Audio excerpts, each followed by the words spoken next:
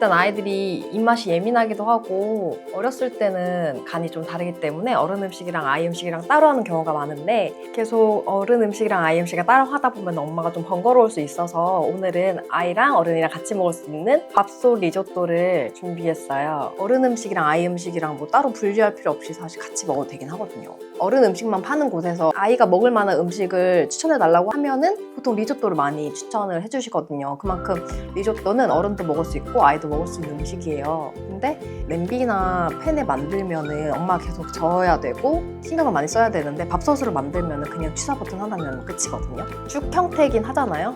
어른이 먹을 수 있는 음식 중에 제일 부드러운 음식이긴 하잖아요, 리조또가. 그래도 같이 먹을 수 있는 거죠. 일단 재료를 손질을 할게요. 양파랑 양송이랑 베이컨 준비했는데요. 재료들은 제가 준비한 거 외에도 다른 재료 준비해 주시면 되고 그냥 냉장고에 있는 재료 모두 다 넣어도 될 만큼 리조또 재료 준비하실 때는 따로 제한 두지 않고 자유롭게 준비를 해주세요. 재료 손질 하시기 전에 먼저 쌀을 불려놓고 시작을 해주세요. 저는 모두 채 썰어서 넣어줄 건데요. 아이가 많이 어리다면 잘게 다져서 넣어주셔도 돼요.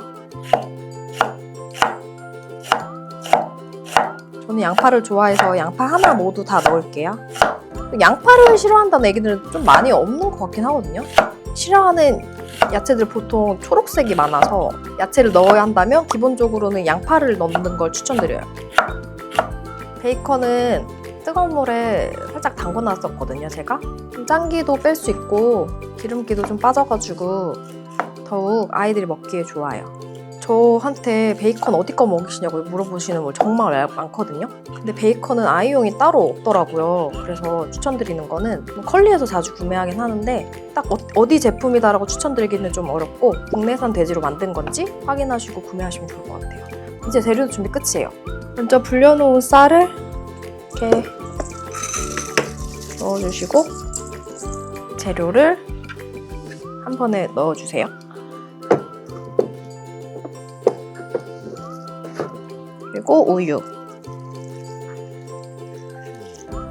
치즈는 지금 넣어주셔도 되는데 저는 마지막에 넣을게요. 다 된 다음에 넣으셔도 되거든요. 그냥 어른용 바로 만드실 거면 소금, 후추 같이 하셔도 되고요.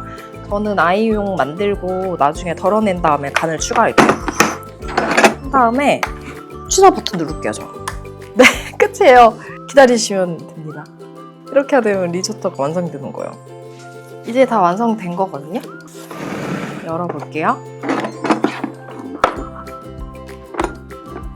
이제 치즈 넣고 같이 섞어주시면 돼요. 먼저 넣으셔도 되는데 만약에 이게 너무 농도가 질게 됐다 하면은 이 치즈로 농도 맞춰주시면 더 좋거든요. 치즈를 더 많이 넣어서. 오, 잘 됐어요, 완전.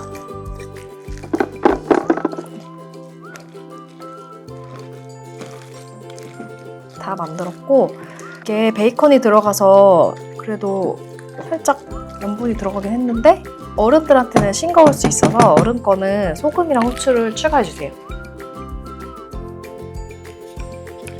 끝이에요.